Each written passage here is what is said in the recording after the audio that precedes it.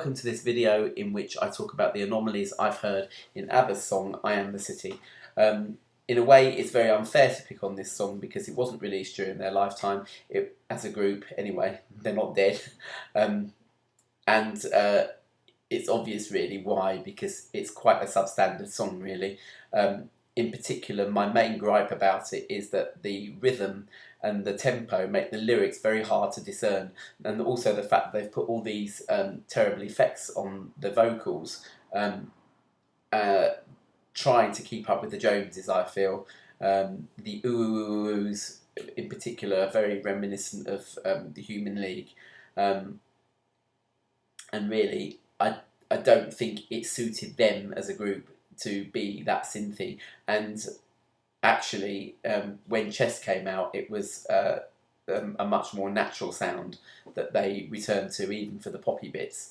Now, regarding the lyrics and their sort of very wordiness, when The Day Before You Came out in 1982, I remember reading a review in Smash Hits magazine in the UK where they said that its wordiness might be its chart undoing, and in fact they were right, because it only got to sort of the bat number 26 or something, I think.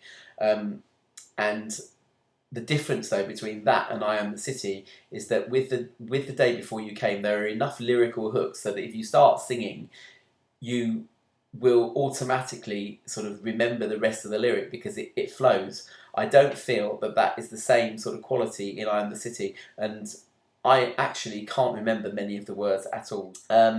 Regarding the tempo, Tretov slowed this down when he made his version of this in 1993.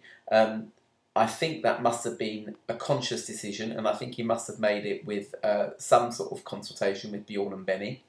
In 2008, the version of More ABBA Gold that was re-released contains a slightly faster version, so I'm informed. And I really don't really want to hear it because I think that it's probably too fast, too gabbled, and I just don't think it would suit it. I think really this song needed a lot of reworking before it would become suitable for a singles market, at any rate. Not even a standout album track. You compare it to something like If It Wasn't for the Nights or Lovers Live a Little Longer, and you'll see what I mean. Okay, so on with the anomalies then. At 14 seconds, there is an edit that's audible in phase and out of phase. Out of phase, you can hear that a lot of bass drops out at that point. I think there must be quite a lot of doubling of the bass going on here, because really you shouldn't hear too much bass out of phase. But they must have done like they did in Gimme Gimme Gimme and sort of doubled some areas of the bass. And so in phase at 14 seconds, there's some panning going on, which is taking your mind off the edit, and it's that little octave phase that goes woo woo woo. And there's also some fall to the floor drumming going on in the kick drum, which is also diverting you from the fact that there's a whacking great edit taking place there.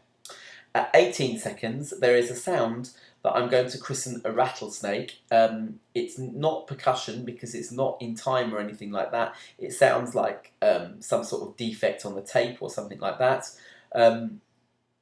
Sounds very shaky and almost like the tape's going to break at that point, I think.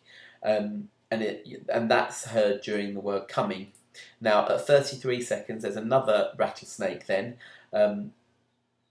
audible in oops.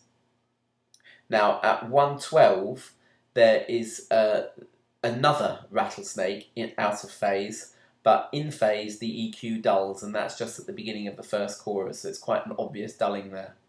At 1:27, the EQ brightens up in phase, and out of phase you can hear an edit during the word famous. So now at 1:45 there's an edit that's just about audible in phase, and out of phase there's like a figure that goes dum dum dum dum dum dum dum, and halfway between one of those notes you'll hear that the EQ dulls again.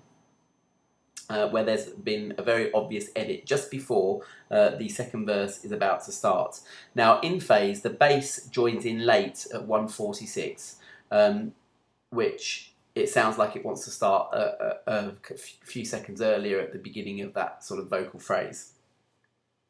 At 1:52, there's a dropout in phase. The sound sort of disappears-ish on the right-hand side. At 1:55 in phase, there's another rattlesnake. And at 2:07, also in phase, there's like a shriek or a sort of big screech, like someone set a rape alarm off or something. Very crude way of describing it, I suppose, but it's possibly intentional because it says, and if you listen closely, you may just hear me laugh or something like that. So it might well be a bit of a humour or something on their behalf, putting that on. Now, at 2 minutes 9 and 2 minutes 59, there are two quite obvious edits out of phase into the choruses. They're not as audible in phase, but in the second repeat of that chorus, that as it fades out, there's a lot of extra sort of noise going on. I say noise, it's actually other instruments and things that are joined in. For example, it sounds like there's extra bass being added, which I don't think entirely suits the song. Beg your pardon. Now, a couple more things to say before I go. Firstly, there's a heck of a lot of compression, both in phase and out of phase, almost as much in phase as there is out of phase, which makes for sort of quite uncomfortable listening, I suppose. And also, I need to say that Rudolph, aka Moats Piano 2 on YouTube, provided me with some information regarding the tempo anomalies of this song, and Stefan, who is also iAigels, also provided me with some information to help me make this video. So thank you to both of you. I couldn't have done it without you. Okay, alright, see you later. Bye bye now.